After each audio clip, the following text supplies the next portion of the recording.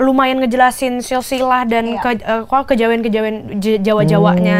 Itu budaya-budaya itu lumayan kayak, wah emang ada ya Kak gitu loh. Oh, budaya ritual-ritual itu juga kental banget di ini. Mantranya disebut, terus ada beberapa properti-properti yang sangat tradisional dan FYI di sini Kak mau di Nembang Jawa. Iya, asal itu bener. Kayak mau besok mau ke Jungle Land kan, overwhelmed kan, malamnya kayak besok gimana ya, buka-buka YouTube, lihat-lihat Google gitu. Terus pas keesokan harinya aku kurang tidur, pas ngeliat cameo-cameo dan ekstrasnya, pelari beneran. Atlet beneran, badannya pada toned semua kata gue teh. Cerita ini tentang seorang perempuan yang mempunyai permasalahan yang harus membayar hutang-hutang keluarganya. Akhirnya dia mencari cara gimana supaya dia harus bisa dapat uang. Akhirnya dia berkomplot lah dengan geng perampok ini.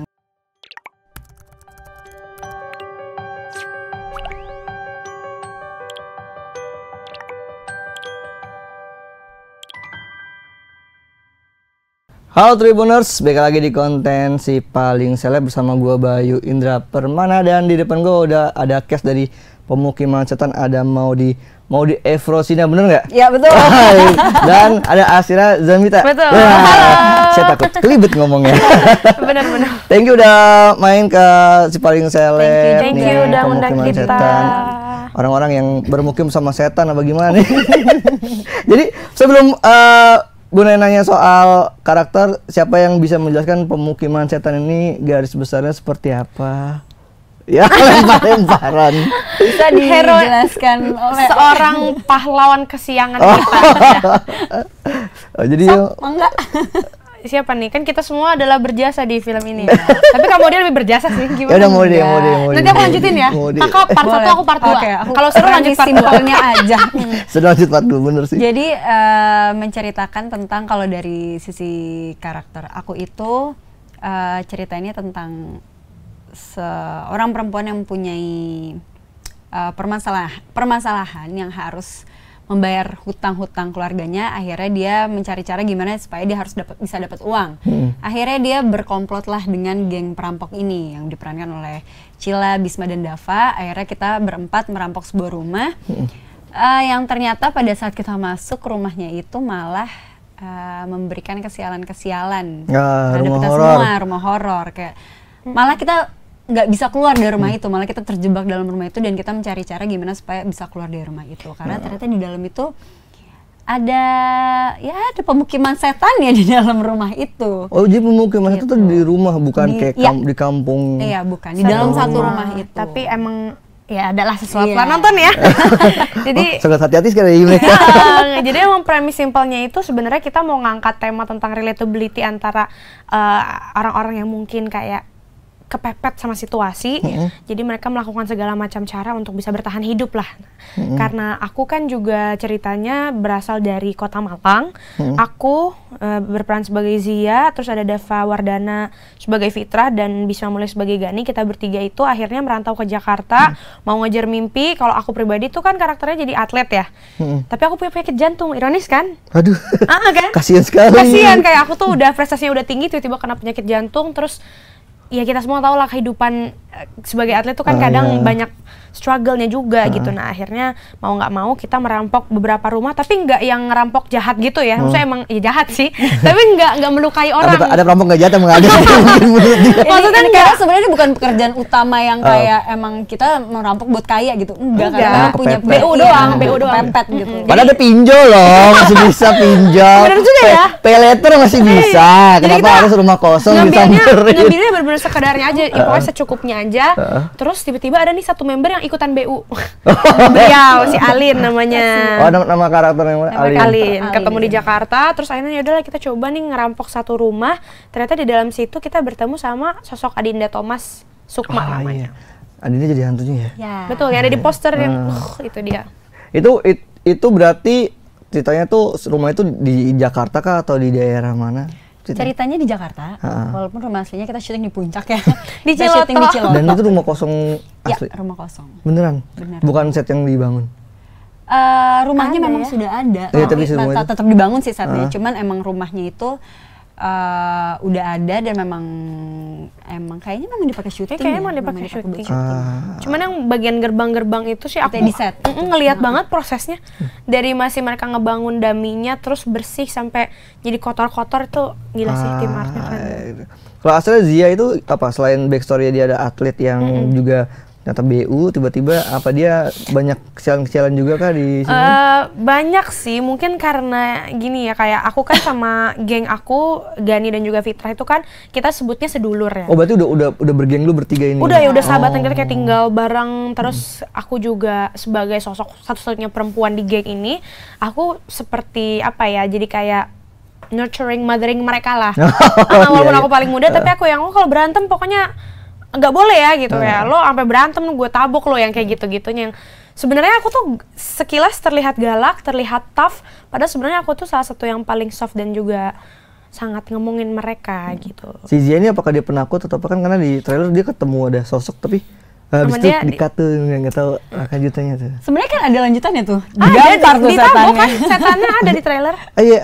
Jadi kayak bukan nggak penakut ya? Enggak. Zia tuh nggak penakut. Zia itu dia nggak penakut mungkin karena hidupnya udah serem ya. Takdirnya udah serem. Takdirnya udah serem. Cuman memang kalau antara Zia dengan Alin sendiri, Alin ini kan sosok orang baru ya, yang dimana mungkin Zia tidak terbiasa dengan orang yang di luar circle-nya dia. Oh, nggak terlalu open lah gitu ya. Apalagi kita tuh kan jatuhnya kriminal ya, mau ngerampok. Untuk menerima orang baru pasti agak trust issues dong. Apalagi kita nggak tahu kayak awalnya motif si Alin tuh apa, kompetensi dia bagaimana, iya kan? Karena aku tuh orang yang lumayan, si Zia ini lumayan taktis dan dia emang udah praktikal banget. Pokoknya nanti kerjanya setelah jam segini lo udah keluar gini nih gitu. Makanya ternyata ketika lewat dari beberapa menit atau beberapa jam itu mereka nggak keluar, ada apa nih di dalam? Gitu. Itulah konflik terjadi antara mereka di dalam. Kalau Alin sendiri apa backstory-nya, ada apa dia? Kalau Alin ini dia tuh dari keluarga yang broken home ya sebenarnya. Kasihanlah hidupnya, dia punya beban keluarga yang sangat besar. Dia ditinggalkan hutang-hutang juga oleh orang tuanya yang harus dia bayar. Pekerjaan dia juga tidak memberikan jalan keluar yang baik gitu ya, dan dia mempunyai satu orang adik yang harus dia jaga juga. Sampai akhirnya karena dia udah nggak tahu nih gimana cara ngumpulin uang buat menghidupi adiknya, buat juga membayar beban-beban hutang keluarganya. Akhirnya dia si Alin ini mengikuti komplotan ini karena memang Alin ini temenan sama Gani, sama Bisma Mulia yang diperankan oleh Bisma Mulia. Jadi masuknya dari si Gani ini ya. Gitu. Makanya Gani yang paling baik lah sebenarnya sama Alin. Paling welcome iya, sih. paling welcome sama Alin. Makanya, tapi ya mungkin entah apakah Alin yang membawa sial apa gimana, kok giliran ada Alin ikut kok malah kita ngerampoknya di rumah yang salah gitu, malah kedapetan rampoknya di rumah yang malah banyak banyak kejadian itu semua kebetulannya. Dia bisa kita lihat nanti. Itu dia. Banyak tanda tanya ternyata. Tapi disebut pemukiman setan itu berarti apakah dalam rumah itu banyak hantunya atau hanya Adinda Thomas saja? Sebenarnya di dalam rumah itulah pemukimannya. Kalau banyak hantunya atau Adinda Thomasnya aja bisa ditonton aja nanti ya. 25 Januari. Sebenarnya emang awalnya juga kita agak bingung ya. Maksudnya agak bingung juga sama beberapa plot dan mungkin selain dari judul itu juga sebenarnya lumayan ngejelasin silsilah dan kejawen-kejawen Jawa-Jawanya. Itu budaya-budayanya itu lumayan kayak, wah emang ada ya kak gitu loh. Oh budaya ritual itu juga kental banget di ini. Mantranya disebut, terus ada beberapa properti-properti yang sangat tradisional dan FYI di sini kak mau di Nembang Jawa. Itu dalam kesadaran penuh atau tiba-tiba si Alin? Gak tau sih nggak sadar. Jangan dong coya takut banget. Karena susah dan deg-degan waktu syutingnya. Enggak, tapi tokoh Alin itu melakukannya ketika dia sadar atau ketika dia rasuki? Tokoh Alin melakukannya ketika tenang saudara. Tenang. Ketika ya bisa ditonton aja balik lagi tanggal 25 Januari. Ini udah mau ketiga. Biasa kalau udah banyak promo udah suka lupa dia kalau buat dijaga nih. Iya, makanya harus inget dari tadi. Tapi nembang Jawanya susah nggak? Lumayan, karena aku tidak terbiasa kan, maksudnya aku denger lagu-lagu kayak gitu aja hampir jarang banget gitu lah. Keluarga nggak ada dari Ada, papa tuh Jawa sebenarnya, tapi nggak dengerin yang, aku nggak pernah dikasih denger kayak Campur Sari gitu ya? Iya, lagu-lagu. Papa aku sih suka, tapi aku nggak jarang lah ngedengerinnya gitu. Nah, kalau nembang itu kan justru buat aku lebih susah daripada nyanyi biasa ya, karena kayak Cengkok kali ya.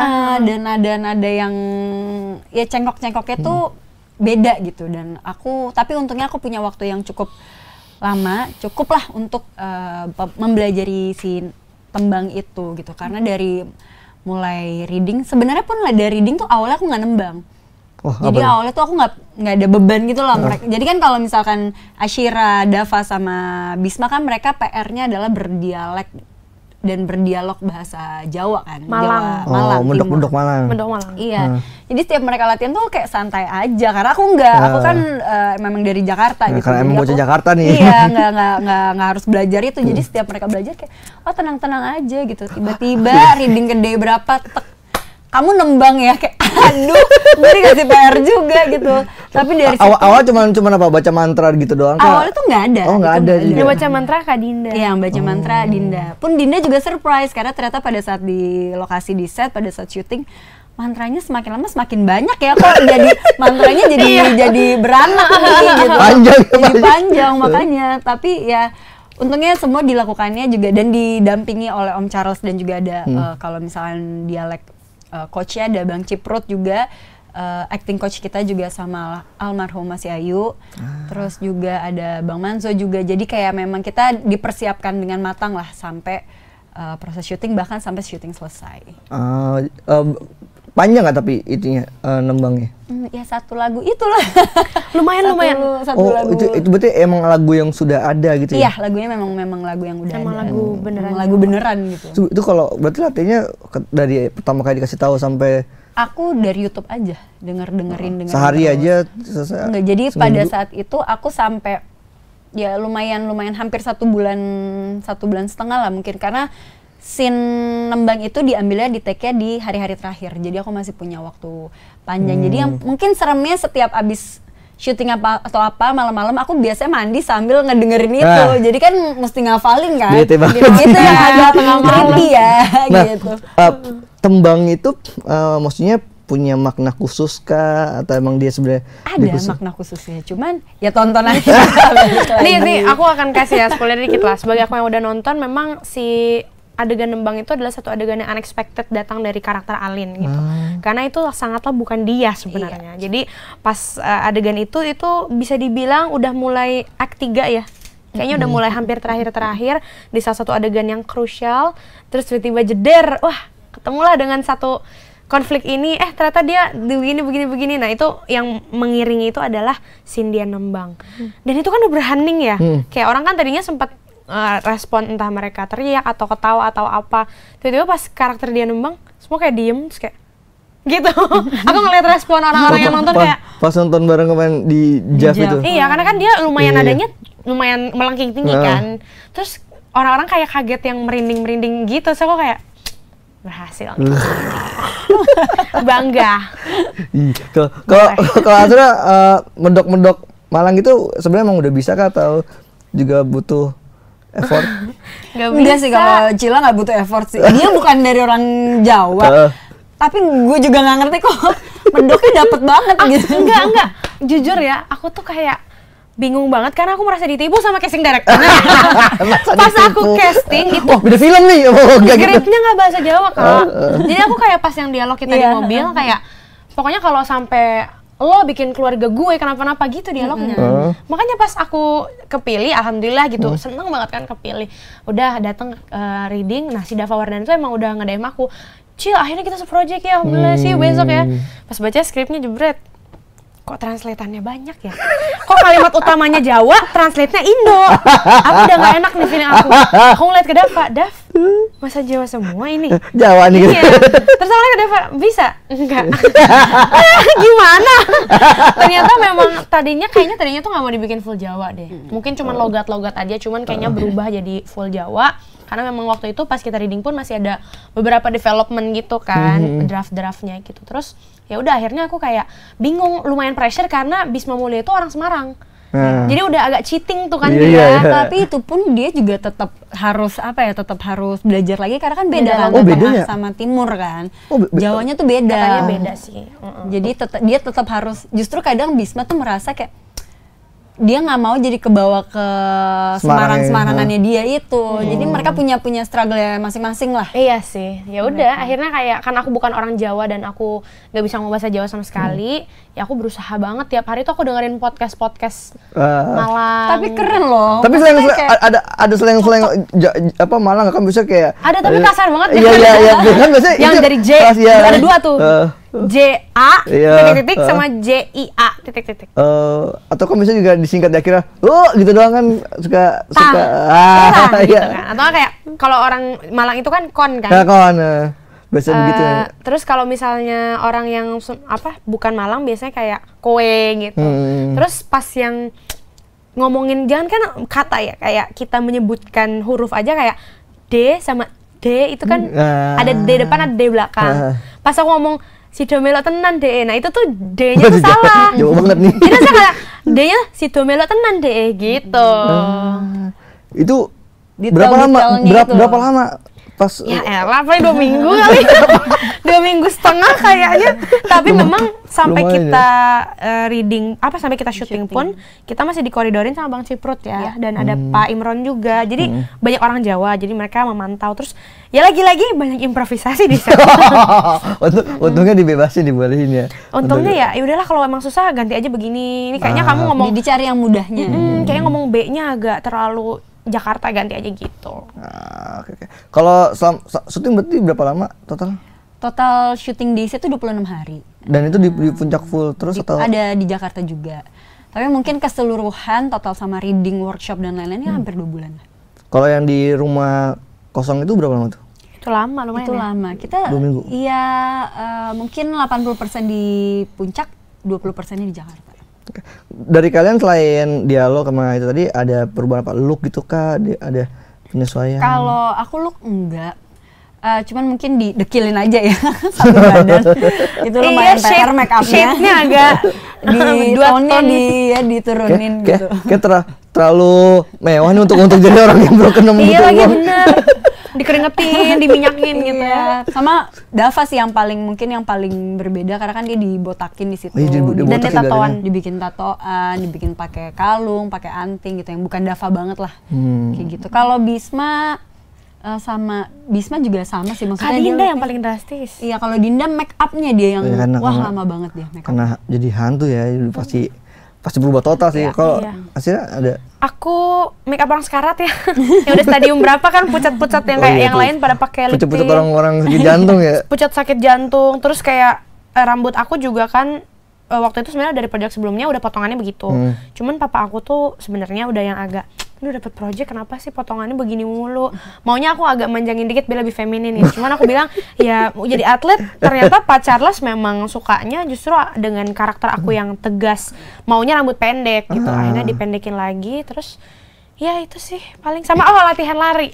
Jadi pelari kan. Gitu. Maksudnya emang banyak adegan scene lari? Nggak banyak sih, cuman kan ada, jadi ceritanya bakal ada cuplikan aku dari TV gitu loh, aku lagi lari pelari nasional si Zia itu. Nah, itu aku tuh sosokan yang nanti Hamin 2 minggu sebelum syuting aku akan latihan berlari. Mempersiapkan fit, badan aku fit, tahu-taunya Hamin 1 begadang. Demi Allah nggak bisa tidur, Kak. Deg-degan soalnya.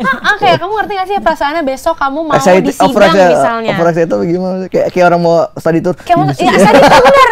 Kayak mau besok mau ke Jungle Land kan overwhelmed kan, malamnya kayak besok gimana ya, buka-buka YouTube, lihat-lihat Google gitu. Terus pas keesokan harinya aku kurang tidur, pas ngelihat cameo-cameo dan ekstrasnya, pelari beneran. Atlet beneran, badannya pada tone semua kata gue teh. Harus soal badan juga harus diatur juga nggak sih, harus berotot banget. Enggak sih, alhamdulillahnya enggak. Cuman ya aku udah bilang aku tuh nggak bisa lari, aku bukan sportswoman sama sekali. Ini gimana ceritanya? Terus katanya Pak Charles dan tim, bisalah kamu lakukan aja. Karena maksudnya yang itu juga bukan adegan yang bener-bener banyak. Bukan yang sprint banget lah ya. Kayaknya aku undurin diri deh. Itu udah hampir tahu. Itu kalau itu apa karena emang ini horor pertama kamu jadinya kayak, aduh deg-degan nih, excited banget nih atau gimana? Sebenarnya iya, pertama karena horor pertama, kedua karena aku itu suka banget sama film kodrat. Ya kan, dan aku sebenarnya hampir main film kodrat, ada satu role, tapi memang role-nya tuh emang nggak terlalu banyak gitu. Cuman sama mama aku pada saat itu tidak diberi izin karena mama takut horor, takut film horor. Jadi kayak nggak nanti kalau di sana kenapa adegannya kesurupan, kalau kesurupan beneran gimana? Lucu banget. Gitu. Terus di sini kok dapat izin? Ya karena aku kan nonton film kodrat, aku bilang ke mama, Mama nyesel tahu nggak ngasih izin, filmnya bagus tahu. Aku bilang ada Kamaudi, aku bilang gitu. Udah akhirnya mama bilang yaudah deh besok terima aja gitu. Akhirnya, tapi manifesting kan? Manifesting pas aku nonton, aku kan bilang itu bagus banget ya, Pak Charles bagus banget. Aku bilang ke teman aku, pengen deh di direct sama Pak Charles. Tahun depannya alhamdulillah beneran deh ditawarin gitu. Terus akhirnya pas udah ngejajal film horor, ada penyesalan kah atau malah ketagihan? Gak ada sama sekali sih. Gak nagih juga sih, tapi gak nyesel. Gak nagih juga. Gak nyesel karena ya nggak tahu ya, mungkin project Magma ini adalah salah satu one in a million project sih buat aku. Karena semua timnya benar-benar kekeluargaan banget, sangat profesional. Pak CG sangat membantu kita dari segi spiritualism, maksudnya kedekatan antara pemain dan sutradara atau bahkan kedekatan beliau dengan karakter itu luar biasa banget. Dan teman-temannya juga semua baik, semua sangat profesional, sangat total gitu. Kak Dinda, Kak Maudi. Ya aku ngefans sama semua orang yang ada di situ. Jadi kayak ikut bangga aja sih. Kalau Maudi ketika dapat tawaran ini horor lagi dan pacar lagi langsung oke kah atau sebenarnya gimana? Sebenarnya pas horor lagi awalnya banget. Pas dibilang horor lagi nih kayak horor lagi gitu. Tapi pas aku datang ke kantor terus juga dicerita waktu pertama kali aku dikasih tahu tuh sinopsisnya masih sinopsis awal banget, masih premisnya aja gitu, belum ada cerita benernya kayak gimana gitu karena skenario juga belum selesai. Tapi pada saat dikasih premisnya aku tertarik dan aku tahu aku akan bekerja sama lagi dengan Om Charles. Aku nggak banyak mikir sih karena aku tahu gimana gimana Om Charles dalam bekerja, gimana beliau bisa menaruh hatinya 100% di dalam pekerjaannya, dan itu membuat aku sebagai pemain sangat mengapresiasi dan sangat menyenangkan lah kerja bersama Om Charles tuh. Jadi kayaknya kalau bisa ada project-project lain sama Om Charles aku nggak akan nolak. Sama gitu. Enak banget syuting bareng. Emang dibebasin gitu ya? Iya, dan Om Charles tuh menjaga pemainnya, menjaga karakter pemainnya gitu. Dia nggak mau sampai karakter pemainnya itu lepas atau jadi kayak jadi kayak nggak ada fungsinya gitu. Dia nggak mau, semuanya harus hidup gitu. Semua elemen di film ini tuh harus hidup, dan itu yang aku suka. Jadi kita merasa penting juga gitu di dalam film ini gitu. Setiap adegan Om Charles tuh pasti nyamperin kita, ngasih tahu, ngejelasin apa segala macam. Pun pada saat aku scene fighting kan ada actionnya juga ya ini. Oh, ada actionnya juga. Itu tuh bener-bener Om Charles tuh turun langsung. Kita memang ada koreonya juga, ada Bang Jo dan tim. Bang Jo juga selalu ada di situ. Semua dijagain supaya juga safe juga, supaya aman juga.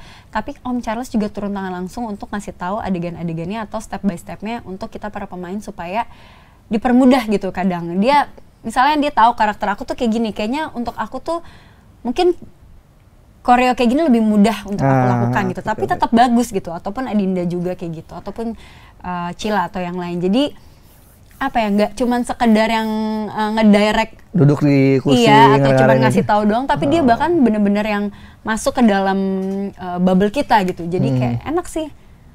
Tapi sebelumnya emang sempat pengen ntar dulu deh horor gitu sebelum tahu mungkin yang dari bukan pengen ntar dulu deh, cuman kayak mungkin aku tuh kalau untuk horor jadi lebih picky ya. Untuk aku mengambil film horor gitu, lebih picky lah.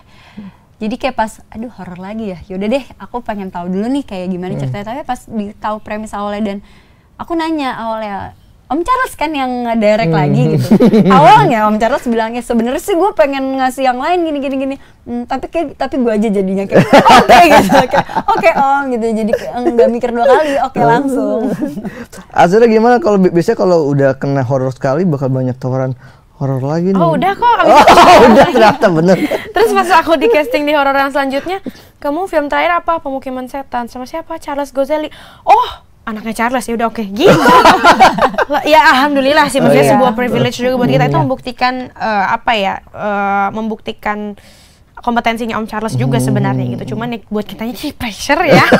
Kayak aduh kalau anaknya harus bagus dong gitu. Harus Om bisa Charles udah dong. biasa dong. Masih bagus kan? Bisa disiksa kan gitu di set. Bisa disiksa kan? Dengan adegan-adegan yang gila ya, maksudnya in a good way ya. Cuma maksud aku lebih ke arah justru kalau aku sama Kak Maudi dan cast yang lain mungkin agak jadi bahaya sebenarnya buat kita karena kita jadinya akan selalu mempunyai standar sih itu. Standarnya tapi sebenarnya Om bagus, Charles. maksudnya bagusnya adalah kayak Kita nggak accept the bare minimum ya. iya gitu. Gen Z banget bahasanya. Kita jadi men-challenge diri gue kayak ya gue harus bisa lebih baik dan lebih baik lagi betul, gitu betul. Iya, positif lah. Iya, dan mungkin buat siapa yang kita akan terima untuk bekerja sama juga jadinya ya kalau misalnya memang ini harus benar-benar yang tahu juga gitu apa yang dimau gitu. Karena kita udah ngeliat Om Charles yang benar-benar seperti yang kamu dibilang masuk ke bubble kita, terus sangat pengertian, sangat perhatian. Bahkan ini kita selalu cerita di promo manapun ya. Saking perhatiannya Om Charles itu sampai ikut kita untuk nggak pakai jaket. Jadi kita syuting tuh di puncak, di Ciloto, dan syuting kita kan mostly itu di malam hari sampai ke subuh kan. Itu mantap tuh dingin, itu mah dingin sih mantap sih. Dinginnya dingin banget nih, kayak ini lebih dingin dari sekarang. Ini nggak ada apa-apanya. Ini nggak ada apa-apanya dan itu karena bener-bener sampai semuanya tuh pakai jaket, semua pakai. Sedangkan aku, Cila, Adinda, Bisma, Dava tuh kita bajunya bajunya Cila juga tipis walaupun dia pakai luaran tapi tipis gitu. Terus aku juga cuma pakai tank top. Dinda juga pakai dress yang selutut dia. Tipis juga dan itu harus disiram-siram air keringat apa segala macam itu dinginnya minta ampun. Kebayang sih, Itu dingin banget karena gue tuh nggak kuat dingin jadi tuh buat gue udah dingin banget gitu. Gue selimutan mulu kan kita ya. Iya, dan semua kru itu udah pada pakai jaket, pakai apa. Tapi Om Charles nggak pakai karena Om Charles bilang kayak pemain gue harus rasakan apa yang pemain gue rasakan gitu. Jadi kayak banget sih. Dia selalu ngomong kayak kalau Cimot dingin gue juga harus kedinginan gitu. Dia kalau ngomong jadi kayak bener-bener gila, ini dia memperhatikan pemain itu segitunya gitu. Tapi itu di set maksudnya ya? Iya, di set kayak pas kita lagi nggak pakai. Karena itu dingin banget dan kayak enak ya, jadi kayak kita merasa diapresiasi sekali pekerjaan kita gitu. Tapi syuting aman? Apa ada yang sempat kedinginan jadi break dulu sebentar? Enggak sih, untung semua aman. Sebenarnya kita dikasih selimut, dikasih dikasih air hangat juga, dikasih semua. Cuman kan memang sebenarnya kalau udah gerak, kalau udah take itu masih oke lah, nggak terlalu berasa. Nunggunya itu ya kayak dari shot per shot kan misalnya ngeset lagi itu mulainya lagi udah minta api deh buat ngelakuin itu kan dingin banget. Dan ada satu fun fact juga sih yang kalau ngomongin dingin ya. Jadi ada satu adegan aku, Bisma sama Dava, kita bertiga tuh ada satu adegan lah yang itu tuh susah nih buat mendapatkan apa yang Pak Charles mau, secara teknisnya agak ribet. Sementara kita kan baju kita tiba-tiba udah kotor lagi. Jadi baju kita kan stoknya cuma 3 pasang. Bayangin kita retake 7 kali. Jadi kan udah habis, yaudah deh cuci manual. Terus bajunya di dryer, tapi itu masih basah. Langsung dipakai plak dah sampai. Itu kan. Ntar dulu bajunya dingin banget. Kebayang sih dingin. Baju lembab gitu kan. Baju lembab tapi ya itu dia pakai. Dan Pak Charles tuh ini hebatnya Pak Charles juga ya, sekali lagi Pak Charles thank you. Pak Charles selalu minta maaf ke kita, nggak pernah absen kayak I'm so sorry ya teman-teman, kita syutingnya jam segini, maaf ya Cila harus dibawa tiduran scene-nya. I mean that's something yang we have to do it, that's what we do gitu kan, emang kita dibayar buat itu. Cuman Pak Charles common sense-nya setinggi itu sih. Jadi ya boleh ya next project. Bagus banget nih. Boleh Pak. Tapi nggak ini genuine. Oh iya. Tapi syuting apa ada pengalaman horor gitu atau aman sentosa semua? Aman sih kita semua. Aneh lagi karena nggak ada pengalaman. Nggak ada hal-hal. Aku nggak tahu kalau kru yang lainnya, tapi kita pemain semua sih nggak ada ngerasain hal-hal yang aneh atau sensitif atau apa gitu. Semua lancar. Nggak ada tiba-tiba yang masuk apa namanya bayangan-bayangan gitu Enggak nggak ada. sih. Nggak ada, dan mungkin karena kita semua capek ya. Iya. Betul, jadi kayak udah nggak terlalu mikirin dan udah nggak cari tahu deh kayak gitu. Jadi kayak Kak Maudi atau Kak Dinda abis syuting di kegelapan atau di scene di set yang serem banget, pas balik-balik juga aduh aku tidur dulu ya bentar, atau aduh aku pengen makan mie dong, gitu aja. Udah nggak ada pikiran-pikiran kemana-mana. Kayak gue lebih takut dingin daripada hantu deh. iya benar, betul rasanya tuh kalau udah mau sore-sore kayak aduh gue udah harus siap-siap nih, dingin banget Lebih gitu. takut dingin dibanding takut gelap. Iya. Bener. Tapi kalau akhirnya syuting horor perdana, apa yang akhirnya bikin kayak suka nih main di horor nih? Mungkin yang bikin suka itu karena ternyata horor itu banyak treatment ya. Kayak banyak trik-trik yang gitu ya? banyak trik-trik yang mungkin kita nggak bisa dapetin kalau main di genre yang lain. Terus secara cerita itu udah horor itu kan udah pasti seru lah gitu, kayak adrenalin buat kita yang main dan buat mungkin penonton juga gitu. Itu satu hal yang menurut aku lumayan unik sih, kayak siapa sih orang yang nggak seru gitu kalau nonton film horor. Pasti kan walaupun mungkin premisnya atau plotnya ada hole atau apa, tapi setidaknya orang akan terhibur gitu dengan kemunculan si hantu itu. Gitu. Apalagi dengan Pemukiman Setan yang menurut aku digarap dengan baik, terus solid ceritanya, teknisnya semua divisinya oke banget. Siapa sih yang nggak mau main di film sejenis Pemukiman Setan? Nggak mungkin sih. Jadi makanya aku jadi naik nih standarnya. Horornya kan pertama Pemukiman Setan, jadi kayak sama Pak Charles ya gitu. horor kedua ketiga harus lebih bagus lagi. Kalau soal physically di Pemukiman Setan juga banyak nggak ada adegan yang harus physical banget? Ada kebetulan. Ada banget. Banyak kalau- banget. Karena kan lumayan. ngerampok nih kayak harusnya banyak nih kayak ada adegan. Iya, dan apa ya? Aku kan ada actionnya juga sama Dinda ya, sama waktu sama Dinda Bertarung itu. dengan hantu jadinya. Iya, jadi dari workshop pun udah bukan cuman yang workshop latihan aksi reaksi dan basic yang lain. Sebelumnya kita juga olahraga, jadinya pemanasannya itu kita dikasih PR olahraga gitu, karena kan memang akan capek banget ya. Pas syutingnya juga balik lagi dengan kedinginannya itu, badan kita harus fit, harus harus kuat lah gitu dengan adegan yang begitu ribetnya, dengan treatment yang begitu susahnya. Tapi ya untungnya karena dipersiapkan dengan baik ya, jadinya memang pada saat syuting untuk aku yang lumayan badannya tuh ringkih sebenarnya, selama syuting itu untungnya aku nggak ada sakit atau nggak ada drop atau apa. Paling ada yang itu cuman adegan yang jatuh-jatuhan di rumput dan ternyata aku alergi sama rumputnya gitu. Jadi cuman baru tahu saat itu. Iya, baru tahu saat itu. Jadi aku cuman minum obat alergi. Udah kalau masalah kayak sampai harus break atau apa gitu, puji Tuhannya nggak ada. Jadi bener-bener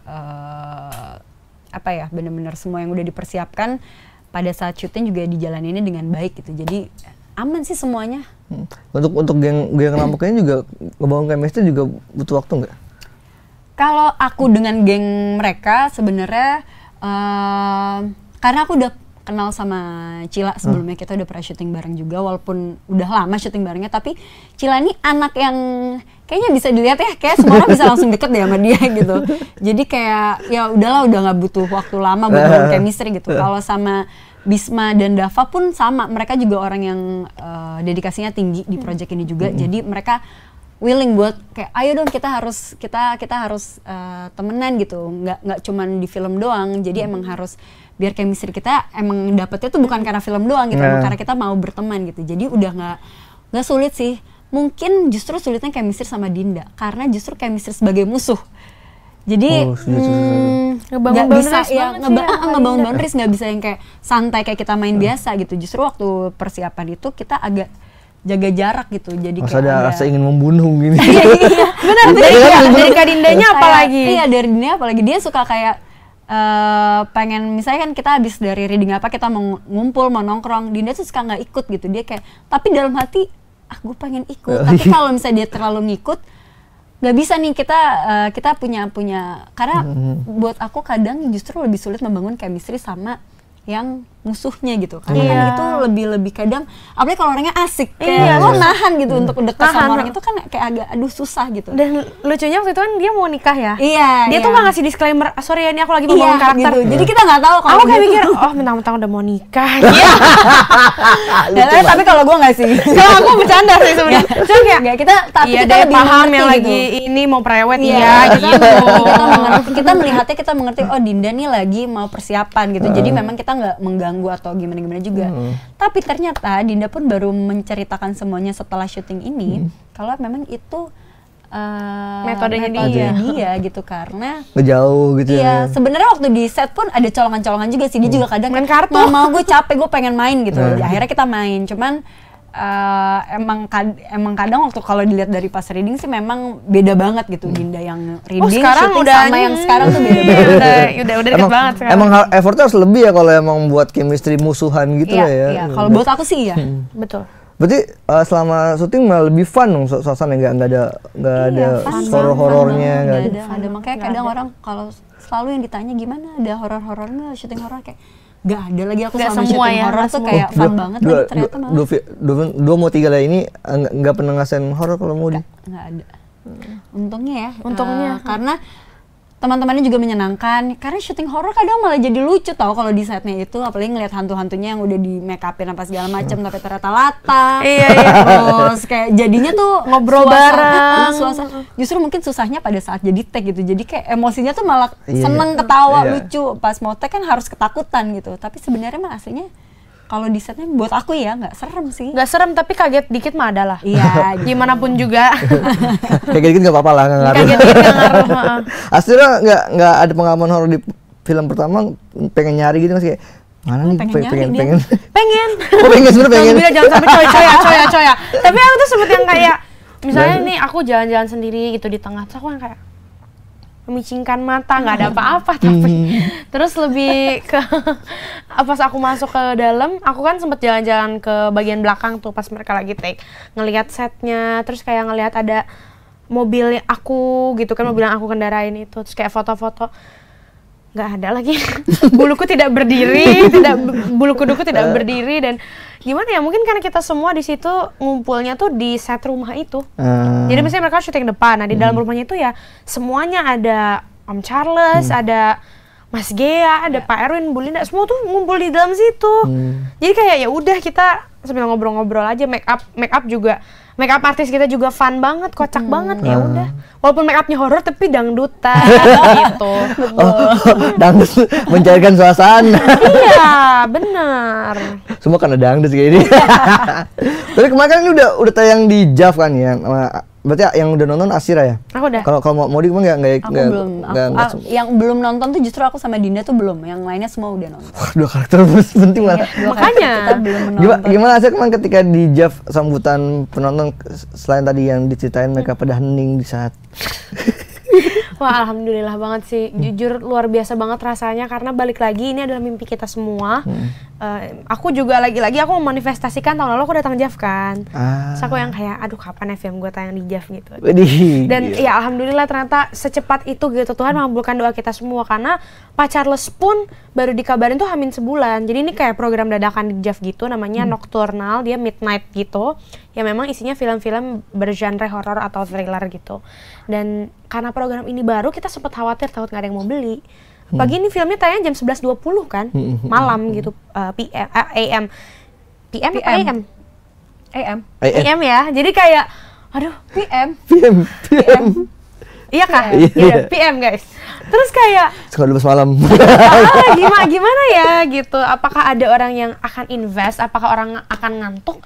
Rawan banget gitu kan, kalau misalnya memang ceritanya tidak seru ya, udah jam 12, udah jam 1 orang akan tidur. Tapi ternyata ngelihat mereka semua sangat responsif dan mereka sangat invest dengan scene by scene, itu buat kita happy banget sih. Dan ini kan horor juga udah akan banyak banget ya pasti di nih. Apa yang menurut kalian ini kayak beda banget dibanding horor yang sudah pernah ada nih? Kamu di banyak nih pasti. Apa ini template ya sebenarnya. Ini udah tempat ke 10 lah. 20 mungkin. Oh iya, karena kan akan selalu seperti itu. Apa sih horor yang beda di ini? Tapi ada yang beda. Apa tuh? Karena ini sebenarnya aku nyolong kata-katanya Cila, karena bukan. Ini film horor yang berani keluar dari zona nyamannya film horor. Karena ini tuh banyak banget kalau dibilang horor. Iya, ini sangat roller coaster kan. Experience yang dirasakan ya itu. Ini tuh bukan cuman horor yang jump scare doang, tapi ini juga thriller, action, komedi, drama. dramanya pun drama pertemanan, drama keluarga tuh ada. Jadi paket komplit lah sebenarnya. Kenapa juga maksudnya aku bisa bilang seperti itu karena memang mungkin aku nggak tahu ya, belum banyak juga horor yang bener-bener mungkin banyak horor yang kayak bisa bikin kita nggak bisa nafas untuk nontonnya terus-terusan. Tapi kalau di sini tuh dimainin, emosinya tuh dimainin dari emosi kasihan, terus tiba-tiba jadi ketawa, terus tiba-tiba sebel. jadi kesel, terus tiba-tiba jadi kayak nggak dikasih nafas gitu. Kayaknya ini experience yang baru yang bisa kalian rasakan pada saat nonton film Pemukiman Setan ini. Gitu. Iya, betul. Berarti ini thriller ya, berarti akan banyak adegan sadisnya, ada Ya, ada banget. Bisa dilihat lah di trailernya ya. Kalau belum lihat harus dilihat. Yang baru kelihatan Dava sih nggak salah yang berdarah-darah. Iya, Dava banyak ada, darahnya. banyak darahnya. Terus ya mungkin ini satu poin yang juga kayaknya akan aku pakai di promo selanjutnya terus-terusan. Soalnya ini mungkin satu hal yang aku pribadi ya sebagai penonton, aku lumayan sering lah nonton film horor apalagi Indonesia gitu. Cuman aku jarang ngelihat karakter hantu atau antagonis, the villain di filmnya ini menjadi cegil ya. Jadi benar-benar ini hantu cewek gila. Gila, sebuah bahasa baru yang disematkan ke hantu ya, cegil. Tapi serius karena si Sukma yang diperankan oleh Kak Dinda ini dia bukan hantu sekadar hantu yang misalnya kayak dia punya dendam, dia bunuh diri terus dia udah muncul lagi, enggak. Tapi ada something yang kemudian berhubungan dengan dia, berhubungan dengan kita semua, berhubungan dengan orang di masa lalu, terus ada hubungannya dengan satu orang di masa depan gitu loh. Wah, kayak lumayan banyak stringnya kan? Tapi fun gitu. Fun. Berarti bukan sebuah kebetulan orang-orang ini ada di rumah itu. Nonton tanggal 25 Januari. Hasilnya bagus banget jangan ngejagain. Oke, sekalian closing statement dari Maudy sama Asir. Apa yang nanti ketika ini tayang tanggal berapa? 25 Januari 2024. Apa nanti penonton Indonesia yang experience apa yang didapat ketika nonton film Pemukiman Setan? Experience yang didapat ya itu seperti yang aku bilang tadi, roller coaster ya. Jadi mungkin kalian semua bisa merasakan. Bahkan ini banyak juga yang bilang, aku baca juga di di review-review, merasakan kayak nonton film superhero sebenarnya. Karena ada sosok seperti heroin dan villainnya gitu. Okay.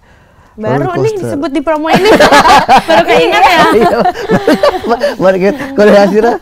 Kalau dari aku, mungkin yang aku expect dari penonton nanti, semoga mereka bisa terhibur. Jadi aftertaste yang mereka rasakan, biasanya kan kalau keluar dari film horor, ya either takut banget, horor banget, atau mungkin biasa aja. Cuman aku pengen berharap selain mereka merasa ketakutan, of course, tapi mereka juga akan merasa seru. Jadi keluarnya kayak, film apaan tuh tadi gitu. Gila seru banget, gue gak ada kesempatan. Film apaan tuh tadi tuh? Iya, film apaan tuh tadi gitu. Gila, gue gak ada kesempatan buat ngantuk. Dan mungkin itu bisa jadi satu faktor yang bikin orang datangnya tuh berbondong-bondong kayak rame-rame sama temen-temen atau sama keluarga buat ketawa-ketawa bareng, buat sedih bareng, terus bisa mengambil pesan moral, jangan merampok gitu. Betul, gak boleh serakah. Sebeu-beunya mendingan pinjol, jangan juga ya. Jangan guys. Mungkin bisa menghubungi keluarga. Atau nggak setidaknya mungkin nyari kerja di tempat yang lain. Atau teman pinjam dulu 100 boleh. Iya sih, iya daripada ngerampok kan kita nggak pernah tahu nasibnya seperti anak-anak ini. Gitu. Merampok udah salah rumah. Betul. Bukan ketemu polisi tapi ketemu hantu. Sukma. Namanya Sukma. Iya. Oke, buat Maudy sama Asira thank you. Thank you Kak Bayu. Sudah terima kasih membawa banyak. Pemukiman Setan ke sini dan jangan lupa nonton film Pemukiman Setan 25 Januari 2024 di bioskop. Jangan nonton yang bajakan, jangan direkam dan jangan di spoiler ke sosial media. Dan buat Tribuners, thank you udah nonton Si Paling Serep dan jangan lupa tonton konten-konten tribunnews.com lainnya dan sampai jumpa, bye.